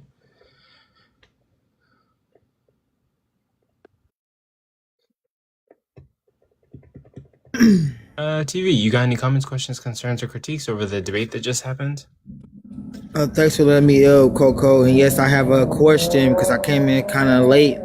Can y'all give me a short preview or answer on what preterism is? I can. Okay. Yes, answer that question, but this is a period for comments, questions, concerns, or critiques over the debate that just happened earlier. Yeah, I think you just returned. I think all eschatological events occurred in the 1st century with the destruction of the Second Temple. that being Jesus' return, the resurrection, the final judgment, all that. So that's a short answer. Can you give me, like, what does that mean exactly? That means that there's no future judgment coming. There's no that we are in the kingdom now. This is the kingdom age. I'm a universalist also, so I mean, there's that. I don't know. I mean, like, it just means there's no future prophecy in the Bible to come true. So, okay. So, are y'all, was y'all saying essentially that we wouldn't need repentance and anything to get God's grace? I don't believe so. Gallus Engineer is an atheist, but I mean, I would say no, we don't need that. Is that what preterism it means, that you No, don't need? preterism just means it's a Latin word. Preterism, it means past, because I think all the events were in the past. Yeah, there's full preterism and partial preterism, with partial preterism being the stronger position. So what's the stronger position? Can you explain that for me then? No, I prepared for full preterism. Partial preterism, I guess, would be it's partially been fulfilled, but they're still waiting on the coming of Christ. Okay. So it's basically it's about like the prophecies that was fulfilled or not fulfilled. Well, specifically the end times prophecies, the eschatological. End time prophecies. Yeah. Okay. All right. Are y'all on the leaning end of Jesus never really filled too many prophecies, if not none of them? I do think that Jesus was the Messiah and all that. So I mean, I think everything, like I said, everything to be fulfilled was fulfilled by 70 AD. Okay, finish your last statement. Okay, thank you. That's pretty much all my questions for right now. I wish I was here to hear it. Coco usually has some good lives. Okay, yeah, thank you for that. I appreciate it. I work really hard on these live streams, but yeah. With that, I'm gonna drop you, but maybe after the comments, questions, concerns, and critiques, I'm gonna host like a regular live. Okay, thank you. Coach, do you have any comments, questions, concerns, or critiques? And I hope you're doing okay today. Yes, thank you. I'm doing well. I hope you're doing good too. Thank you for running the debate, by the way. It was we rarely get to see good debates. So my question is for Godless. So Godless, you brought up 2 Timothy 2, which I think was your strongest argument in the debate, and also Acts 1, which are the two, I do think those are the two hardest points for preterists to answer. So my question to you is, if the believers at that time that were hearing the message of Hymenaeus and Philetus were believing the message, right? Then why would they believe it if there isn't literal physical bodies raised up from the dead? Why are the believers still dying physically if what the Christians were being taught was a literal physical resurrection? It wouldn't be believable. All Paul would have had to say, or whoever is writing this, right, is, guys, there's no physical bodies coming out of the ground. But because these people were believing the message, then maybe the understanding of what full preterism believes, which is a covenantal resurrection, is what was being taught in the first century. And because Hymenaeus and Philetus were teaching this, that some people had that the resurrection had already occurred, the covenantal resurrection, then it makes sense why some people were believing it. So can you answer why Paul didn't answer in that way, and why some of the Christians were believing in a resurrection if it was supposed to be a physical resurrection, like you say? Well, I mean, Paul describes it as a physical resurrection, and for all intents and purposes, it is described as a physical resurrection. But also, we don't know what they were preaching exactly. We don't know if they were preaching like the full preterist view or anything like that as far as like the resurrection goes. You have to take into account when these accounts were written as a gauge of like what exactly were the eschatological claims, because like the eschatological claims that we're looking at now are definitely filtered through a lens of Christian councils, right? And so I don't know exactly everything that was believed by the first century Christians. All that I prepared for was what Cole most likely believed, right? And so that would be the full swath of it. But if we're looking to get in time, in the 2nd century right there, I'm not exactly sure what they would have been teaching, but I can say that people could be claiming that the dead were being resurrected, and there would just be no way to falsify it at that time for those Okay, people. just to further on, just before I leave. So in 1 Corinthians 15, you said there was a physical resurrection, which is not what Paul said. He said, in fact, the exact quote is, however, right? It says, it is raised a spiritual body. If there is a natural body, there is also a spiritual body. So Paul says that the body that was being raised was the one that was dying, what was sown dying, was the physical body. And then what was being raised was the spiritual body.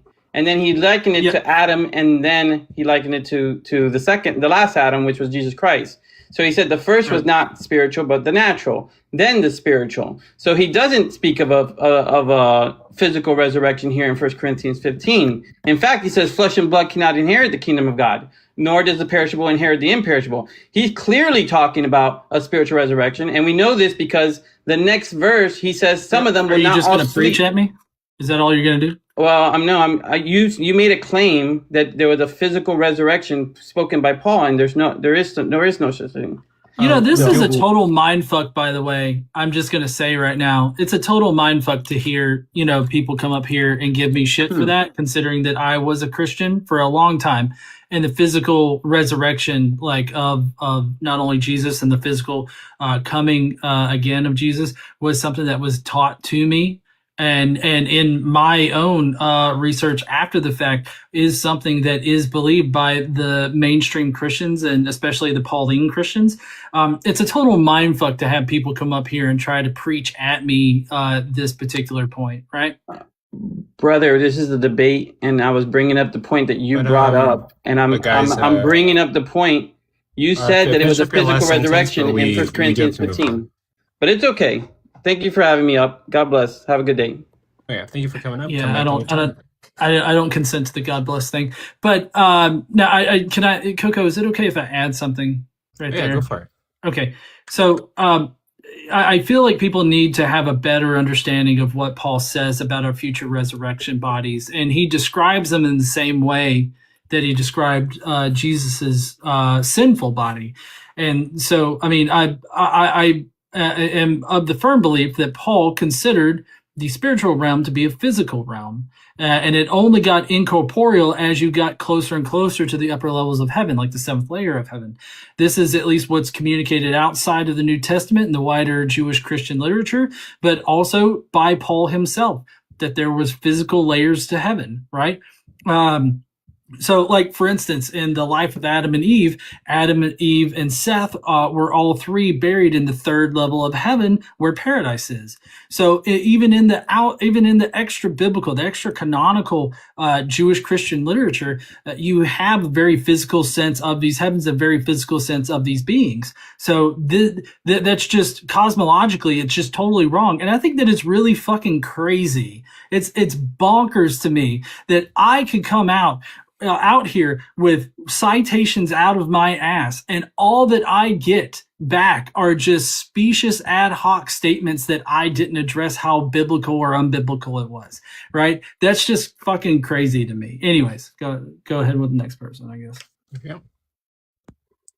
And let's see. I'm gonna let Forrest up here, and I'm gonna let Forrest. Did you have any comments, questions, concerns, or critiques? Absolutely. Much like AEC and TTV, I did not watch a moment of this debate. So I'd like to ask who you guys are and what are you doing up here? This is a professional platform, and I'd like to thank you all for your candor. Godless Engineer and Cole, y'all both did a great job, to be honest with you. Cole, I like you, and I know you, Godless Engineer.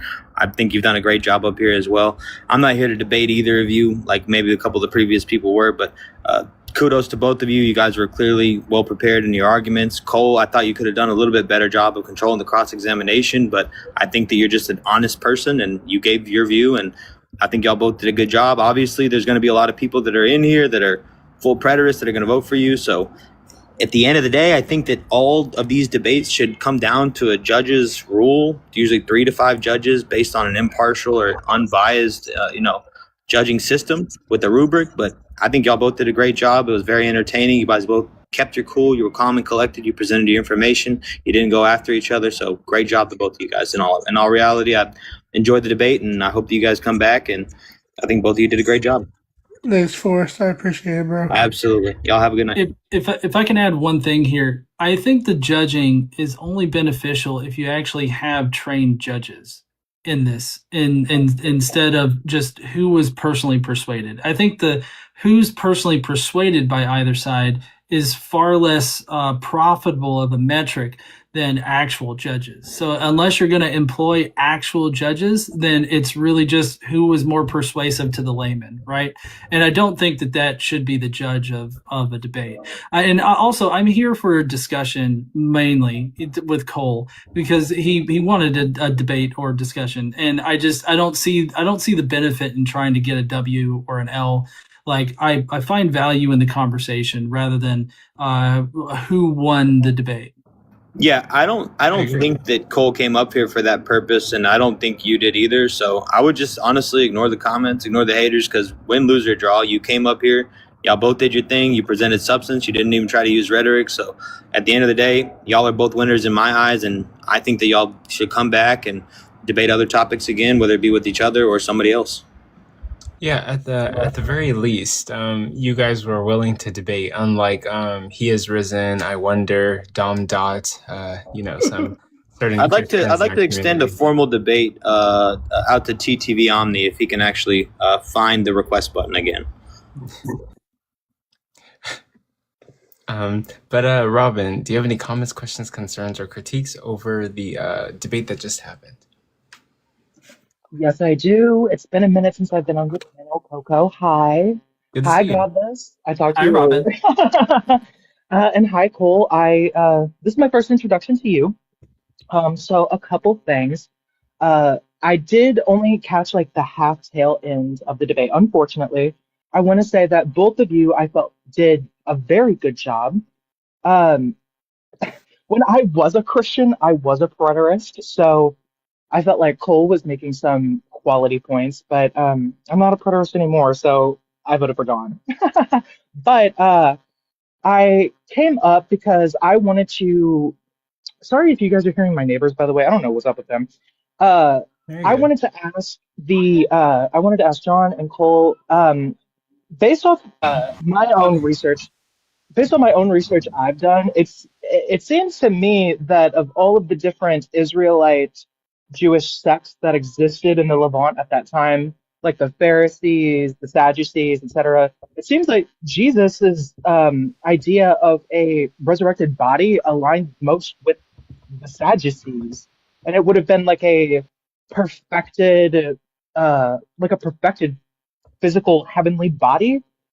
And I'm trying to wrap my mind around how that works in a preterist mindset where you feel like all of the prophecies, all of the things, all the judgment, all that, it has already transpired. I'm trying to wrap my mind around that. If you guys could share your thoughts on Jesus's theological views surrounding the Sadducees, that'd be great.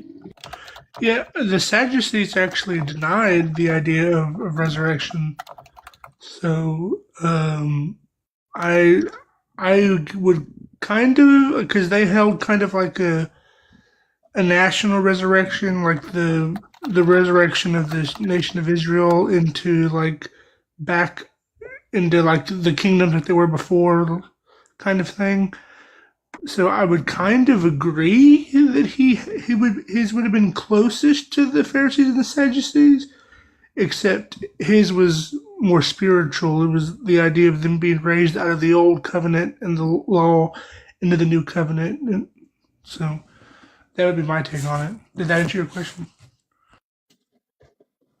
Yeah. What do you think, John?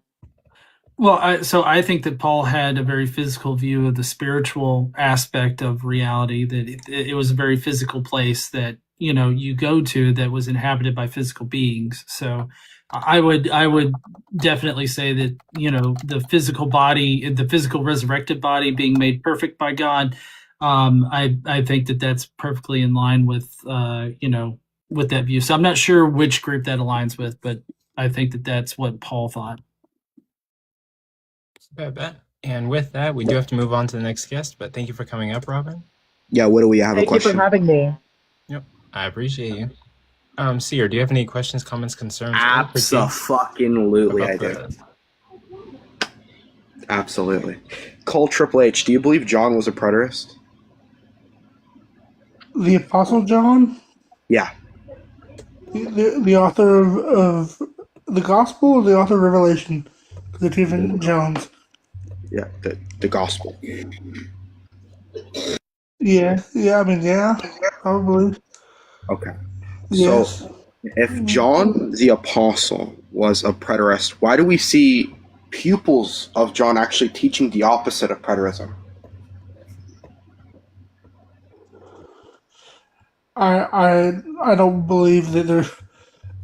I don't see that. I don't believe that. I don't believe that. Okay. Well, we have historical writings like Polycarp, who are actually going against preterism in a totality, and actually is saying that there is a bodily resurrection that is occurring, and actually going at some of the kind of the viewpoints that full preterism has. And so my question to you, or if any preterist wants to ask himself in their mind, if John the Apostle was a true preterist, and Polycarp, who we obviously know as a historical pupil to John, is going the opposite of what you believe John is teaching, it doesn't make sense at all.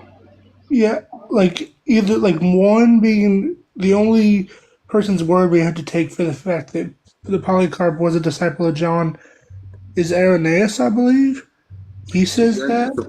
Yeah, so Irenaeus quotes that Polycarp. It's a super trust me, bro situation.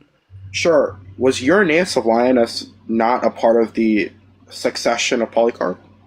No, I don't believe in apostolic succession. I believe the church. You don't necessarily have to, but in your worldview, a fictional line, there is a line in which Irenaeus overlines with Polycarp, and they have a connection in which Irenaeus would know these things. And I believe, even if that being the case, that does Irenaeus not? Because I was a church father guy at one time. Did he not say that he knew that, like, he watched John teach as like a child? Is that not what it said? Yeah, it says he was a hearer and a pupil of John. So, like, just because this guy heard John give sermons in John's old age when he was a kid doesn't mean he, like, that. Yeah, that doesn't add up. Okay. And with that, we do have to move on to our next guest. Alrighty. Let's see. I'll do two more, and then I'm gonna shut down the live, then restart the live to basically have like the after party where we just hang out and talk about like a different topic. And then I'll be editing and posting this on my YouTube channel. So if you're just joining and you missed the debate, which is Godless Engineer versus Cole HH over Is Full Preterism Biblical? Right now on YouTube, I am live. So if you go to my YouTube page and you go over to the live tab, you could watch the live recording afterwards. It's going to be there tonight, immediately after I end this live. But I am going to edit it and put like a version that just has like my intro and my outro attached to it, and basically the full debate. So, but yeah, I'm gonna do like two more guests, and then yeah, we'll call it a day, guys. You can drop me if you need. Shadow, you got any comments, questions, concerns, or critiques over the debate that just happened? Yes, just for a quick understanding, Godless, when do you, because I'm not familiar with preterism, so, but Godless, you said that you believe that is the prophecy has been fulfilled. When do you, at what time period, or when do you think it was fulfilled? I don't think it was. I'm an atheist. Oh, I thought you said it was fulfilled. I apologize. So No, you it don't was believe? Okay, That's what so I say. okay, you believe that it was fulfilled already? Yes, all prophecy. Okay. Um, Godless, I wanted to kind of more understand your view, but just for time purposes, I'll say what I get from the bit that I've heard from you guys is it possible that all things are happening at once? So if they was talking about it at some point and now right now we're waking up into the Christ consciousness. So I don't know about the physical, about it being physical, but I agree with what you said, Godless, about going through different realms, the divine realms. And as we get higher in the realms, if I heard correctly, that we more crystallize and lose our physical body. But for the next steps, so is it possible that maybe both things are true? That it's happened in the past and is being prophesied again and happening now? Does that make sense to what you guys are talking about at all? I don't think so. I was describing first century Jewish Christian ideas and not my own ideas. So Oh, I see. And I'm not familiar with their ideas. But I guess I'll just leave with that. Then I guess my view on it, and I'm new to the topic and learning these things, is that what I believe is that that if you want to call it God, the biblical God, or whomever, I think the source creator, which is our higher self, is experiencing itself and ascending at different time periods. That's why we have different civilizations who always make it to the peak and then crash. And now I believe is the final incarnation of this version of us as humans. And then we'll be not at the right hand of God, but onto higher realms, 1,000 years of peace as described in the Bible. And when we manifest, we create. And we'll go through that process for however long until we go higher up in the realms, until we merge with the Godhead. And but I believe all of it's happening at once. But that's all, and I appreciate you guys. This is an awesome channel. I'm new to TikTok as a whole, so you guys are inspiring. Good conversation with both of you guys, and the host, you amazing job. So appreciate you guys. Thanks so much, and feel free to come back anytime. My name is Coco because I run the page, The Controversial Compass, a space where only the best ideas win. I debate people. I host formal debates, and basically, it's a debate, formal debate channel. And basically, I'm trying to bring professional debates to TikTok because I'm a fan of debates, and I'm also trying to document my journey to figure out what my beliefs are. I'm currently Awesome. an agnostic. Okay, awesome. I hate all of you guys with the follow, so appreciate it. Good job. Absolutely. Thank you so much for coming out. And with that, we're going to do one more guest, and then I'm going to restart the live. And yeah, that'll be the end of the night. Let me do. Hey, Phoenix, do you got any comments, questions, concerns, or critiques over the debate that just happened? Yeah, I appreciate being let on as the last guest. I heard the end of this, so I heard, I think, Godless talk about. He mentioned, I think, Paul's idea of like Jesus's body being sinful or something, and I was wondering where he was getting that from. I just want to make sure that I understand correctly. yeah, so I mean, he's pretty explicit about the body, the pre-resurrection body versus the post-resurrection body. The clearest example of that is the allegory of Galatians 4. He explicitly says that like when Jesus was born of a woman, he was born in sinful flesh, right? And so when he unalived, right, he was reborn into a new body that was not sinful, that was of the kingdom, right?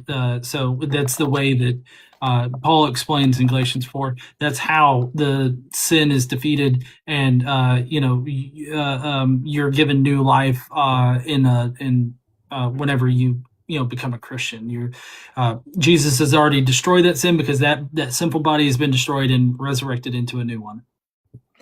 Okay, that's interesting. I personally kind of, I'm Catholic, so I have like certain ideas about this, but I think.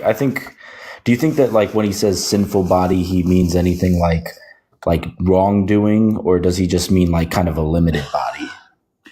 No, I mean, I think that it's he was born in Jewish flesh, right? So like it just means, and I am a mythicist, but I think that Paul viewed it as Jesus was crafted or made into this body that was sinful and Jewish, and that is a symbolic thing for the unalignment and rebirth, so that it could come back in a pure body, because our bodies here on earth are born through women, and they consider women to be the sort of the gateways for sin, and so that that's the whole, it's a later development, but the original sin is where you can see that kind of coming in that we're born into sin, and then through Jesus's resurrection we are absolved. Okay, that's really interesting. I've not heard the idea that of sin coming from women. I was always taught that it was just like our nature is flawed through the original sin of Adam and Eve. But it's interesting to hear your view. I see there's a timer, so I just want to thank you for explaining, and yeah, y'all have a good night. Absolutely. Come back anytime. You're always welcome. With that, I appreciate you having the debate, Godless. Coco, I appreciate you hosting. Everybody who sent me gifts, I appreciate it. Jesse, thank you. Everybody, thank you. I hope y'all have a good day, and maybe I'll debate again. We'll see. Absolutely. Yeah, both of you guys are welcome to schedule as many debates as you want, as frequently as well. Okay, maybe not as frequently, because I do have to make the promo I went videos. 5 debates every day for the next 10 years, Coco. Yeah. And yeah, for everybody who's in here who's wondering, am I going to do this again? Yes, I plan on doing social media as a hobby. Hopefully, in my wildest dreams, it could become my main form of income, or I could do it for a living. But I will be doing it for the next 10 years, guaranteed. I love what I do. I do a lot of research. I edit a lot of videos. I do promo videos, and I promote debaters and host these debates in hopes of bringing professional debates to TikTok and doing major events someday.